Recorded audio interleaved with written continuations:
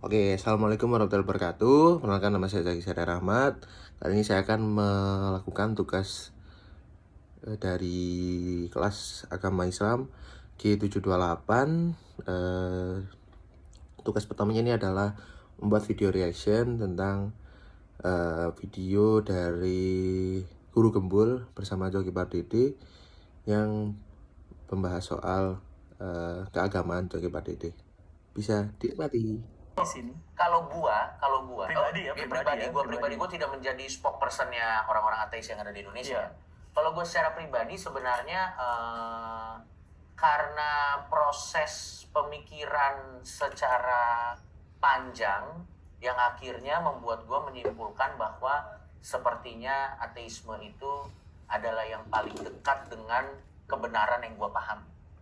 Maksud ateisme itu adalah penyangkalan terhadap kekuatan supranatural yang menguasai dunia gitu, atau gimana? Betul. Karena definisi ateisme gua adalah menolak klaim dari berbagai macam kepercayaan atau kepercayaan apapun yang mengatakan bahwa ada sebuah pribadi yang menciptakan kita dengan segala macam sifat dan doktrinnya.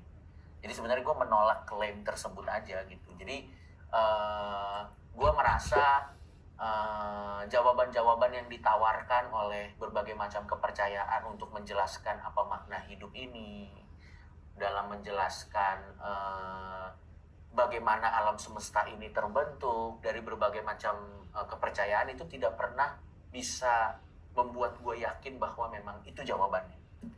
Ini video ini Oke, jadi kalau dari pendapat Coki tentang kenapa dia memilih jadi ateis, kalau menurut saya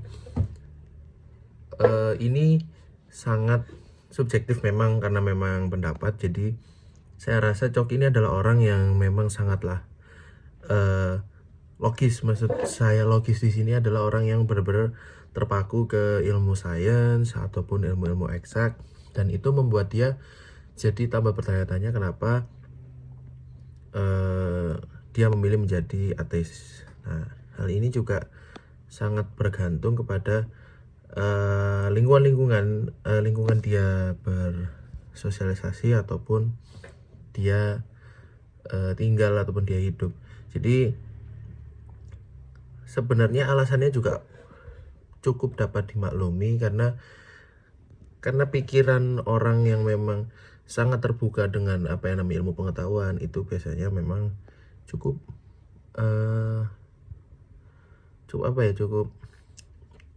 unexpected untuk orang-orang seperti kita.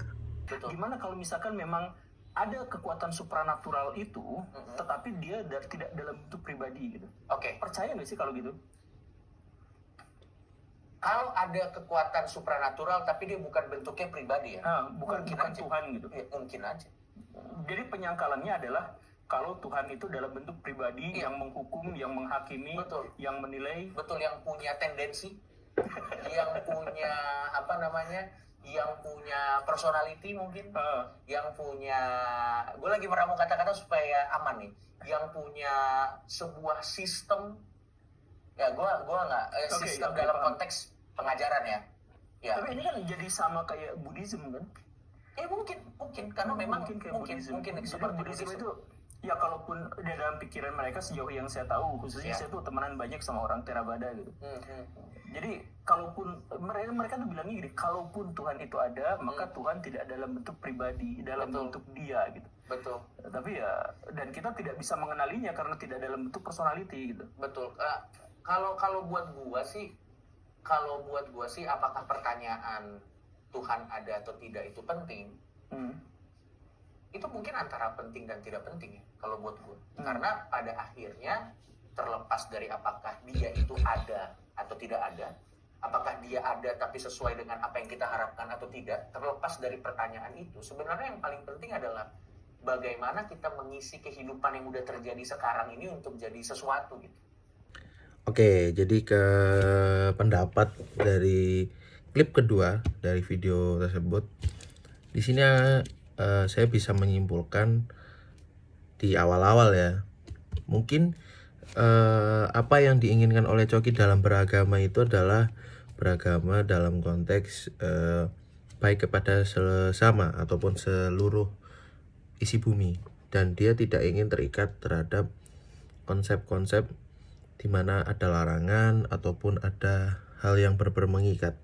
Jadi menurut dia konsep ketuhanan itu ataupun konsep daya dalam hidup itu tidak harus mengenal sebuah kekuatan yang bersifat personality.